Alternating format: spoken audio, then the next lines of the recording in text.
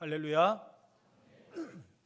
오늘 거룩한 주일 하나님 전에 나오신 여러분의 삶 가운데 여러분과 함께 하시는 그 임마누엘의 은총 속에서 참된 평안과 기쁨을 누리는 복 있는 삶 살아가시기를 주님의 이름으로 축복합니다.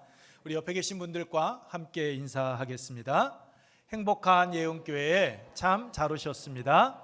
하나님은 여러분을 사랑하십니다. 저도 여러분을 사랑하고 축복합니다. 감사합니다. 오늘부터 요한서신을 여러분들과 함께 나누고자 합니다. 요한서신은 우리가 알고 있듯이 1서, 2서, 3서 이렇게 세 개로 이루어져 있는데 서로 다 다른 내용입니다. 독립된 편지입니다. 저자는 여러분께서 짐작하고 계시듯이 사도 요한입니다. 기록 연대는 사도 요한이 pat모섬에 요한계시록을 기록했던 pat모섬에 유배되기 전 에베소에서 있었던 AD 90년에서 95년경에 기록한 것입니다. 먼저 1서는 소아시아 지역의 성도들을 향하여 쓴 것으로 성육신하신 예수 그리스도에 대한 믿음, 그리고 의와 그 예수님께서 우리에게 주셨던 그 사랑 실천을, 그 계명을 실천하는 것에 대해서, 그리고 2서는 택함을 받은 부녀와 그의 자녀들에게 분별할 줄 아는 그 신앙 안에서 진리와 사랑을 실천하라라고 권면을 하고 있습니다. 그리고 3서는 가이오라라는 한 개인에게 보낸 서신으로 순회 전도자들을 반갑게 맞이하고 그들을 섬겼던 그 가이오를 칭찬하면서 자기를 높이지 말고 항상 겸손한 모습으로 주위에 있는 사람들을 환대하고 맞이해 줄 것을 여러분 말씀하고 있습니다. 여러분, 사도 요한은 AD 66년에서 70년 사이에 있었던 유대 전쟁으로 인해서 에베소로 나아가게 됩니다. 그리고 그 에베소에서 한 30년간 머물게 되는데 그 에베소에서 여러분 에베소 교회를 중심으로 소아시아 그 교회들을 돌보기 시작했습니다. 그 당시 소아시아 교회에서 가장 큰 문제는 스스로 신이라 칭하던 그 도미티아누스, 이게 발음이 또 꼬이기 시작합니다. 도미티아누스 그 황제의 치하에 있었던 그 박해보다도 더 힘들었던 건 무엇이었냐면 영지주의와 거짓 선지자들의 가르침이었습니다. 교회 안에 아주 조용히 침입해 들어온 영지주의와 영지주의 사상으로 물들어버린 그 거짓 교사들이 그 교회 안에서 활개를 치기 시작하면서 그 건강했던 그 초대교회가 혼란에 빠지기 시작을 한 겁니다. 영지주의는 세상은 저급하고 또한 무가치한 물질 세계와 영원하고 완전한 영의 세계로 나뉘어져 있다라고 그들은 그렇게 가르쳤습니다. 그래서 영은 선하고 물질은 악하다라는 그 이원론적인 사고로 교회 안에 침투해 들어왔고 그렇게 가르치고 있었던 겁니다. 그들은 말합니다. 인생은 그 영혼이 육체에 갇힌 그 불완전한 존재이기 때문에 영혼이 육체로부터 해방되어 영의 세계로 돌아갈 때 그때 구원을 받을 수 있다라고 말입니다. 그래서 구원을 얻기 위해서는 영적 세계에 속한 그 신적 의지로부터 계시된 지식이 필요한데 이것이 바로 영지 그노시스, 이 영적인 지식을 습득해야 된다라고 그렇게 가르쳤습니다. 그런데 이들의 논리가 기독교 교리에 맞지 않는 이유, 초대교회를 흔드는 이유는 다른 데 있지 않습니다. 그 영지주의자들의 가르침을 따르게 되면 구원은 예수 그리스도의 보혈의 피, 십자가의 죽음을 통해서 얻는 것이 아니기 되기 때문입니다. 소수의 특별한 자들, 즉 영지를 소유한 자들만이 구원함을 받을 수 있기 때문입니다. 성경은 우리에게 분명하게 말씀하고 있습니다. 주 예수를 믿으면 구원함을 받는다라고. 사도 바울 로마서 10장에서 이야기했습니다. 예수 그리스도의 그 십자가의 죽음과 부활을 믿을 때만이 우리는 구원함을 받을 수 있다라고. 그것이 성경 66권에서 우리에게 가르쳐주고 있는 진리, 말씀입니다. 그런데 이 영지주의자들, 그리고 영지주의의 영향을 받았던 이 거짓 선지자들은 그것을 무시하고 나아갔던 겁니다. 예수 그리스도의 보혈의 피, 부활, 승천, 내가 믿음으로 구원함을 받는 것이 아니라 어떠한 세상 사람들이 누리지 못했던 특별한 영적인 지식을 내가 누릴 때만이, 소유할 때만이 구원함을 받을 수 있다라고 말입니다. 무엇보다도 이들은 예수 그리스도의 성육신을 여러분 반대했습니다. 믿지 않았습니다. 인간의 몸을 입고 이 땅에 오신 예수 그리스도를 이들은 부인했습니다. 육체는 악한 것이기 때문에 이들은 함부로 행동해도 되고 또한 그 몸을 함부로 가혹하게 냉대해도 된다라고 그렇게 가르쳤습니다. 그러다 보니 경건하다라고 하는 자들이 극단주의, 금욕주의도 나오기 시작을 하였고, 예수 그리스도를 나의 구주로 믿고 세상과 구별된 삶을 살아가야 되는 자들이 방종과 쾌락을 일삼는 일이 초대교회 안에 그냥 일반적인 일로 일어나고 있었던 겁니다. 이런 영주주의에 현혹된 거짓 교사들이 교회 안에 들어왔습니다. 육체적인 방종을 일삼고 죄 짓는 것을 옹호했습니다. 교회를 혼란스럽게 만들었습니다. 그래서 사도 요한은 이러한 거짓 교사들을 경계하기 위해서 요한 서신을 기록한 겁니다. 이들이 믿음과 신앙생활에 결코 도움이 되지 않았기 때문입니다. 이에 사도 요한은 1절 말씀을 통하여 알 수 있듯이 성육신하신 예수 그리스도를 직접 듣고 보고 만진 목격자로서 참된 영생이 무엇인지를 알게 하기 위해서 이 요한 서신을 기록하게 되었다라고 이야기하고 있습니다. 요한일서 5장 13절 말씀입니다. 우리 함께 읽을까요? 요한일서 5장 13절, 내가 하나님의 아들의 이름을 믿는 너희에게 이것을 쓰는 것은 너희로 하여금 너희에게 영생이 있음을 알게 하려 함이라. 너희들이 그노시스, 그 영적인 지식을 습득할 때 구원받는 것이 아니라, 영생을 얻는 것이 아니라 하나님의 아들 예수 그리스도를 믿음으로 말미암아 너희에게 영생이 있다라는 것을 깨닫도록 하기 위하여서, 바로 알고 그 말씀 안에 거하는 삶을 살아가도록 하기 위하여 요한 서신을 기록했다라는 겁니다. 여러분, 영생이 어디에 있습니까? 지식에 있습니까? 결코 그렇지 않습니다. 요한복음 11장 25절로 26절에 예수님께서 이르시되 나는 부활이요 생명이니 나를 믿는 자는 죽어도 살겠고 무릇 살아서 나를 믿는 자는 영원히 죽지 아니하리니 라고 예수님께서 말씀하신 것과 같이 오직 예수 그리스도만이 우리의 생명인 줄로 믿습니다. 그런데 요한 1세에서 언급하고 있는 이단들을 보게 되면 생명이신 예수님께서 그리스도 되시며 하나님의 아들이라는 이 사실을 여러분 부인합니다. 무엇보다도 예수님께서 인간의 몸을 입고 이 땅에 오셨다라는 사실 그 자체를 부인합니다. 요한일서 4장 2절 말씀입니다. 이로써 너희가 하나님의 영을 알지니 곧 예수 그리스도께서 육체로 오신 것을 시인하는 영마다 하나님께 속한 것이요. 요한이서 1장 7절 말씀입니다. 미혹하는 자가 세상에 많이 나왔나니 이는 예수 그리스도께서 육체로 오심을 부인하는 자라. 이런 자가 미혹하는 자요 저 그리스도니라고 이야기하고 있습니다. 무슨 말입니까? 예수 그리스도께서 인간의 몸을 입고 성육신하셨다라는 것, 이 땅에 오셨다라는 것을 부인하는 자들이 초대교회 안에 생겨나기 시작했다라는 겁니다. 그때가 어느 때입니까?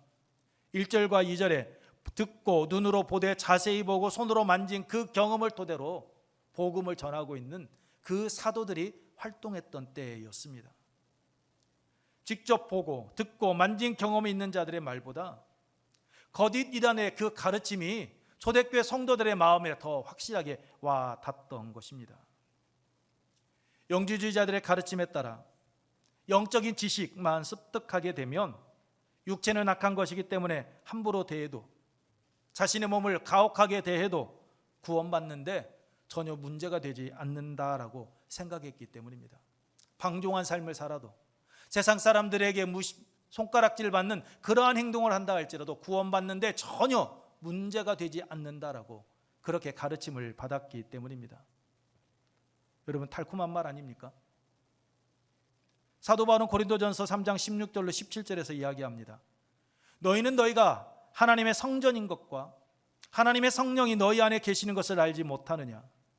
누구든지 하나님의 성전을 더럽히면 하나님이 그 사람을 멸하시리라. 하나님의 성전은 거룩하니 너희도 그러하니라 라고 이야기합니다. 예수 그리스도를 나의 구주로 믿고 고백하였으면 세상과 구별되는 거룩한 삶을 살아가야 한다라는 겁니다. 세상 사람들이 바라봤을 때 모범이 되는 삶, 이 사람의 삶을 본받을 만하다라는 그러한 삶을 살아가야 된다라는 것입니다. 그런데 이단은 그렇게 가르치지를 않았던 겁니다. 영지주의자들, 또한 영지주의의 영향을 받은 거짓 선지자들은 아니야, 그럴 필요 없어.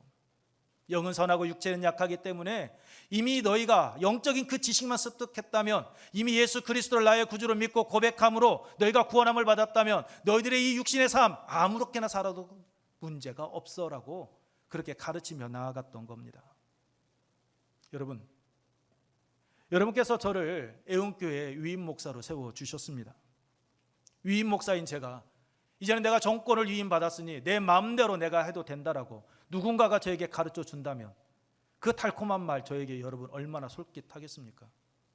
근데 제가 정말로 그러한 권한을 위임받은 자로서 제 생각대로 제 마음대로 제가 하고 싶은 대로 애운교회를 이끌어 간다면 그 애운교회가 정말로 아름다운 모습으로 건강한 모습으로 세워져 갈 수 있을까요?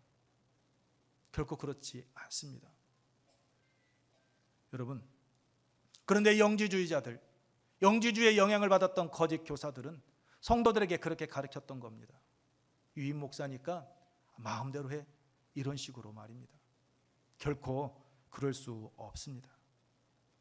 여러분, 우리 가까이 있는 이단들 보십시오. 그들이 하는 말이 이치에 맞는 말이어서 사람들이 그 말에 현혹되는 것입니까? 그렇지 않습니다. 앞서 이야기한 초대교회 이단 영지주의가 구원은 예수 그리스도의 십자가에 의해서가 아니라 특별한 자들에게 주어진 그 영적인 지식, 그 그노시스를 소유할 때 영적 지식을 획득한 자가 받는다라는 그 말에 넘어간 것과 같이 나는 남들과 뭔가 좀 다르고 나는 좀 더 말씀을 좀 더 깊이 알고 있고 나는 좀 더 거룩한 삶을 살아가고 있는 것 같은 그런 자기 자신의 우월의식이요, 남은 남과 다르다라는 그 특별한 자의식이 격길로, 멸망의 길로 나아가게 만드는 겁니다. 얀테의 법칙이 있습니다. 이는 덴마크계 노르웨이 작가인 악셀 사데모세가 그 풍자한 소설 도망자에서 언급한 이야기인데요, 10가지입니다. 한번 들어보십시오. 당신이 특별하다고 생각하지 마라. 당신이 남들만큼 좋은 사람이라고 생각하지 마라. 당신이 남들보다 똑똑하다고 생각하지 마라. 당신이 남들보다 낫다고 생각하지 마라. 당신이 남들보다 많이 안다고 생각하지 마라. 당신이 남들보다 중요하다고 생각하지 마라. 당신이 모든 일을 잘한다고 생각하지 마라. 남들을 비웃지 마라. 누군가 당신을 걱정하리라 생각하지 마라. 남들에게 무엇이든 가르칠 수 있으리라 생각하지 마라. 여러분, 이 10가지입니다. 그런데 이 10가지가 하나입니다. 무엇이냐면 스스로 특별하다라는 생각, 내가 남들보다 낫다라는 생각 갖지 말라라는 겁니다. 이러한 우월의식을 가지고 있는 자들이 있게 되면 그 공동체는 깨질 수밖에 없다라는 겁니다. 그런데 초대교회 공동체 안에 이러한 우월의식, 내가 남들보다 좀 더 낫다, 그러한 생각을 가진 자들이 있었던 겁니다. 나는 영적 지식을 획득했다. 그렇기 때문에 나는 너보다 특별하고 나는 너보다 더 낫다라는 그 생각을 품는 자들이 교회 공동체 안에 들어와서 성도라는 이름으로 교인들을 미혹하고 교회를 혼란에 빠뜨리는 일이 예수님의 제자들, 그들이 활동했던 초대교회 안에 팽배해 있었던 겁니다. 그런데 여러분, 이러한 현상이 2000년 전에만 있는 겁니까? 지금도 있습니다. 아니, 주님께서 다시 오시는 그날까지 끊임없이 계속해서 그 이단들은, 거짓된 가르침 교사들은 끊임없이 활동을 하게 될 것입니다. 그렇기 때문에 우리는 이단의 거짓말에 현혹되어 넘어지지 않도록 영적으로 깨어 있어야만 하는 겁니다. 나는 괜찮겠지, 나와는 상관없는 일 생각하시는 성도님들 참 많을 겁니다. 그런데 결코 그렇지 않습니다. 제가 우리 둘째에게 이야기합니다. 야, 너 대학교 들어갔다고 너무 자유롭게 생활하지 마. 그리고 너에게 분명히 대학교 내에 있는 이단들이 접근을 할 건데 너 조심해야 돼. 딸아이 하는 말, 아빠 괜찮아. 나는 그 사람 나의 상대조차 안 해. 그냥 누군가 나 건네면 나 들은 척도 안 하고 나는 그냥 와. 그냥 나는 교회밖에 몰라. 그러니까 나 걱정하지 마. 이렇게 이야기합니다. 그런데 이 모습이요, 제 딸아이만의 모습은 분명 아닐 겁니다. 우리 주위에 수많은 이단들이 있습니다. 여러분, 사람들이 넘어가고 싶어서 넘어갈까요? 아닙니다. 깨어있지 못하기 때문입니다. 이단들이 베드로전서 5장 8절에 말씀하고 있듯이 우는 사자와 같이 두루다니며 삼킬 자를 찾고 있다라는 것을 우리가 잊고 있기 때문입니다. 여러분, 사도 요한은 다른 곳이 아닌 바로 교회에서 거짓 교사들의 그 거짓된 가르침에 흔들리고 있는 성도들에게 이야기합니다. 예수님께서 그리스도이시며 육체 가운데 임하셨고 그분은 참 하나님이시며 우리의 구원자가 되었다라고 말입니다. 1절 말씀입니다. 우리 함께 읽습니다. 1절. 태초부터 있는 생명의 말씀에 관하여는 우리가 들은 바요, 눈으로 본 바요, 자세히 보고 우리의 손으로 만진 바라. 그리스도 되시는 예수 그리스도, 그분은 육체를 입고 이 땅에 오셨다라고, 참 하나님이시다고, 우리의 구원자가 되신다라고 이야기하고 있습니다. 그런데 이 예수 그리스도는 태초부터 있었다라고 말씀합니다. 태초부터 있는 생명의 말씀. 여러분, 태초하시면 생각나는 말씀이 어떤 말씀입니까? 아마 창세기 1장 1절 말씀 다 생각하실 것입니다. 태초에 하나님이 천지를 창조하시니라. 땅이 혼돈하고 공허하며 흑암이 깊음 위에 있고 하나님의 영은 수면 위에 운행하시니라. 하나님이 이르시되 빛이 있으라 하시니 빛이 있었고라는 말씀. 하나님께서는 천지를 창조하실 때 말씀으로 창조하셨습니다. 빛이 있으라 하셨더니 빛이 생겼습니다. 세상을 창조하신 이 말씀이 바로 여러분 본문에서 이야기하고 있는 생명의 말씀입니다. 이 말씀에 대하여 요한복음 1장 1절로 4절에서 사도 요한은 이렇게 증거합니다. 우리 함께 읽겠습니다. 요한복음 1장 1절로 4절입니다. 태초에 말씀이 계시니라. 이 말씀이 하나님과 함께 계셨으니 이 말씀은 곧 하나님이시니라. 그가 태초에 하나님과 함께 계셨고 만물이 그로 말미암아 지은 바 되었으니 지은 것이 하나도 그가 없이 된 것이 없느니라. 그 안에 생명이 있었으니 이 생명은 사람들의 빛이라. 아멘. 2절 말씀 한번 띄워주시기 바랍니다. 2절 말씀을 보게 되면 그가 태초에 하나님과 함께 계셨다라고 말씀하고 있습니다. 그가 누구입니까? 예수님입니다. 예수 그리스도. 3절 말씀 띄워주십시오. 만물이 그로 말미암아 또한 그가 없이는 이라라고 말씀하고 있습니다. 그가 누구일까요? 예수 그리스도이십니다. 4절 말씀도 보여주십시오. 그 안에 생명이 있었으니 여기서 그는 누구일까요? 당연히 예수 그리스도입니다. 세상을 창조하신 그 말씀이 육신 가운데 육신이 되어 우리 가운데 임하셨다라고 여러분 사도 요한은 2절에서 그렇게 이야기하고 있습니다. 그 말씀이 곧 예수님이십니다. 그 예수님이 바로 여러분 생명이십니다. 말씀으로 세상을 창조하신 예수님은 이 땅에서 사역하실 때 말씀으로 사역하셨습니다. 요한복음 11장 43절 말씀과 같이 말씀으로 죽은 나사로를 살려주셨습니다. 마태복음 8장 26절 말씀을 보게 되면 말씀으로 바람과 바다를 꾸짖어 잔잔하게 하시는 그러한 능력을 행해 보여주셨습니다. 이뿐만 아니라 말씀으로 수많은 병자들을 고쳐주셨습니다. 그러한 모습을 보았던 베드로는 요한복음 6장 68절에서 이렇게 고백합니다. 요한복음 6장 68절 우리 함께 읽습니다.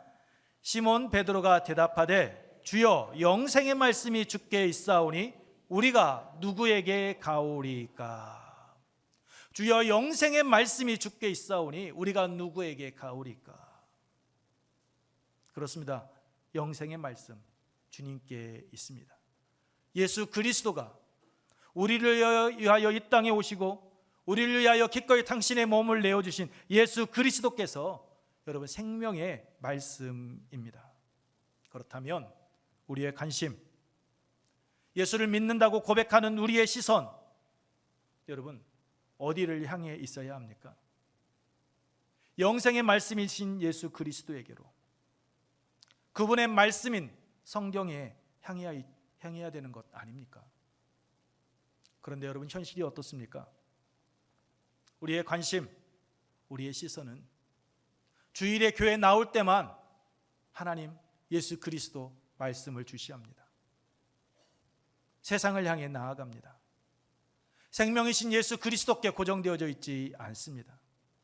세상의 것에 우리의 시선을 빼앗길 때가 너무나도 많습니다.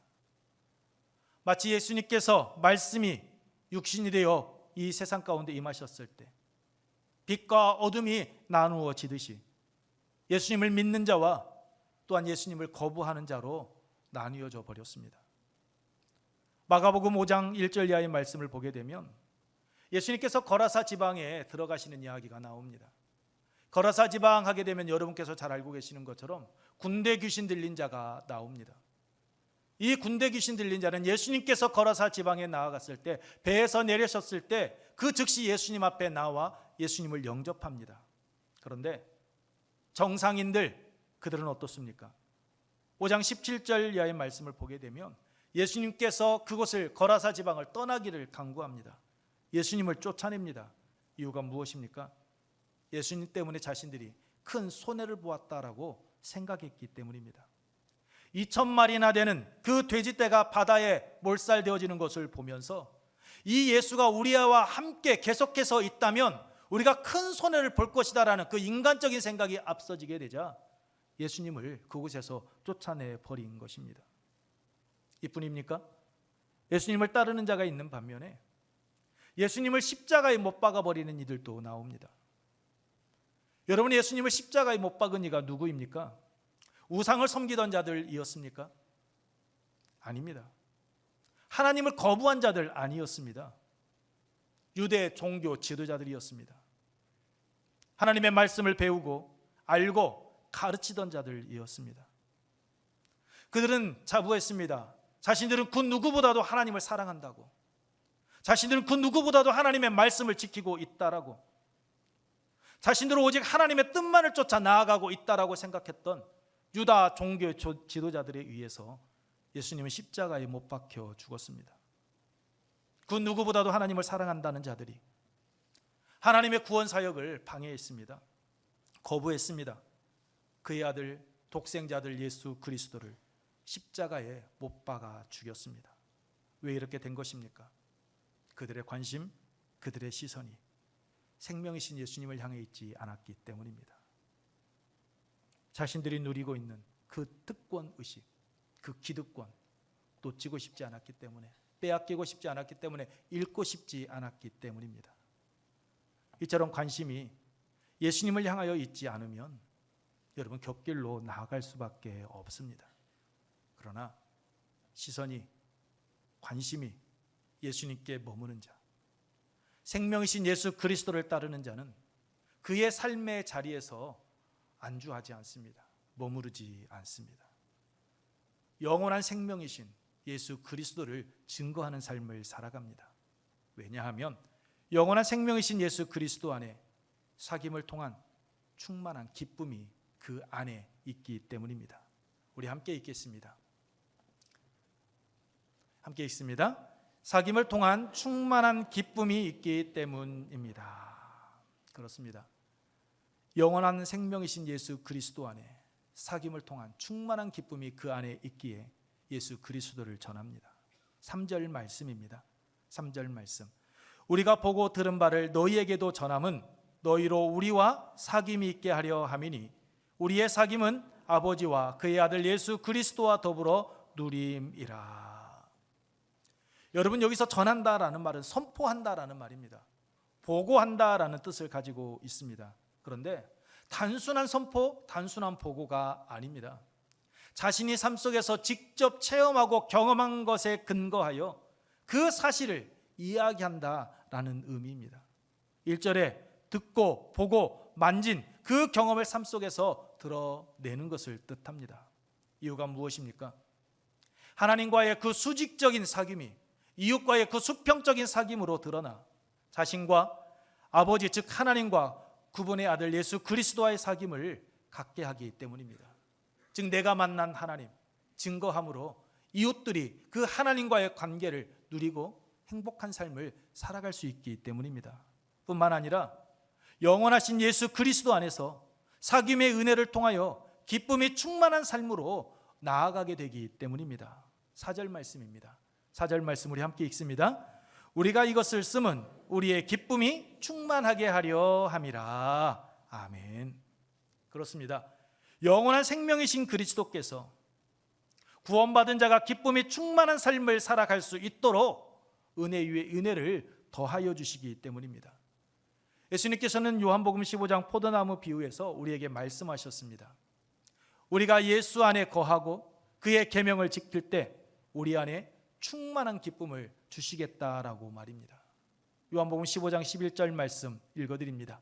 내가 이것을 너에게 이름은 내 기쁨이 너희 안에 있어 너희 기쁨을 충만하게 하려 함이라. 주님께서 주시는 기쁨 다른 데 있지 않습니다.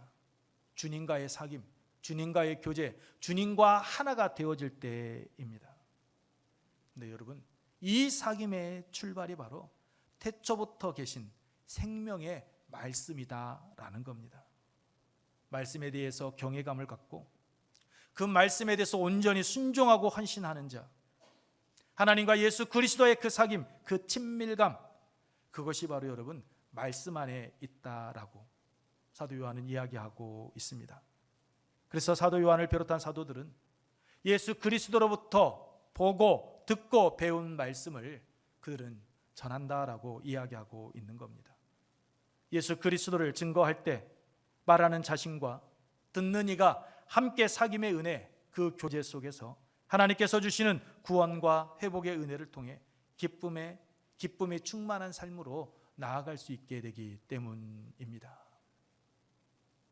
여러분, 말씀을 마치겠습니다. 서울여자대학교 교수인 장경철 목사님이 쓴 축복을 유통하는 삶이라는 책이 있습니다. 이 책에서 이 장경철 목사님은 그리스도인을 유통업자라고 이야기하고 있습니다. 신앙생활이란 하나님의 은혜를 유통하다가 그 은혜에 물들어가는 삶이다라는 겁니다. 그렇습니다. 하나님은 그리스도인인 오늘 우리의 삶을 통해서 하나님의 은혜를 흘려보내기를 원하십니다. 여러분, 세상이 점점 어두워져 가는 이유가 무엇입니까? 혼탁해지는 이유가 무엇입니까? 우리의 삶의 자리에서 물질적인 풍요로움을 누리고 있음에도 불구하고 기쁨이 사라져가는 이유가 무엇입니까? 우리의 삶이 힘들기 때문입니까? 아닙니다. 생명이신 예수 그리스도 그 이름이 선포되어지지 않기 때문입니다. 생명이신 예수 그리스도의 그 이름이, 하나님께서 우리에게 베풀어 주신 그 은혜가 오늘 우리의 삶의 자리에서 흘러가지 않고 있기 때문입니다. 우리의 삶의 자리에서 머물러 있기 때문입니다. 영원한 생명이신 예수 그리스도를 통해 하나님의 은혜가 먼저 믿은 우리를 통해 흘러가야 되는데 흘러가지 못하고 있고, 세상 사람들이 오늘 우리의 삶의 모습을 통하여서 예수 그리스도의 그 이름을 접해야 되는데 오늘 우리의 입술이 굳게 닫혀 있기 때문입니다. 그래서 사도 요한은 태초로부터 있는 생명의 말씀이신 그 예수 그리스도를 전하기 위하여서 이 요한서신을 기록하고 있다라고 이야기하고 있는 겁니다. 이 복음이 제 가운데 죽을 수밖에 없는 이들, 하나님 앞에 설 수 없는 이들을 하나님과 사귐, 그 교제의 자리로 인도하는 길을 활짝 열어주기 때문입니다. 그 안에서 주님과의 사귐을 통해 세상에서는 맛볼 수 없는 참된 기쁨과 평안함, 충만한 기쁨을 누릴 수 있게 되기 때문입니다. 저는 오늘 이 시간 하나님 전에 나오셔서 예배드리고 계시는 우리 예은혜 가족들 모두가 요한서신을 함께 나눌 때 말씀 속에서 사도들이 증거하는 예수 그리스도와 하나님의 말씀을 여러분의 삶 속에서 깊이 묵상하며 또한 그것을 증거하는 삶을 살아가기를 소망합니다. 그래서 오늘 우리를 향한 하나님의 선하신 뜻을 깨닫고 성령 하나님의 인도하심 속에서 태초부터 있는 생명의 말씀을 통해 우리에게 생명이 되시는 예수 그리스도와 날마다 더 깊은 교제를 갖고 하나님 앞에 한 걸음 더 가까이 나아가며 그 안에서 하나님께서 우리에게 부어주시는 그 은혜를 우리 주위 사람들에게 흘려 보내는 우리의 은혜 가족들, 오늘 우리의 모두의 삶이 되기를 주님의 이름으로 축복합니다.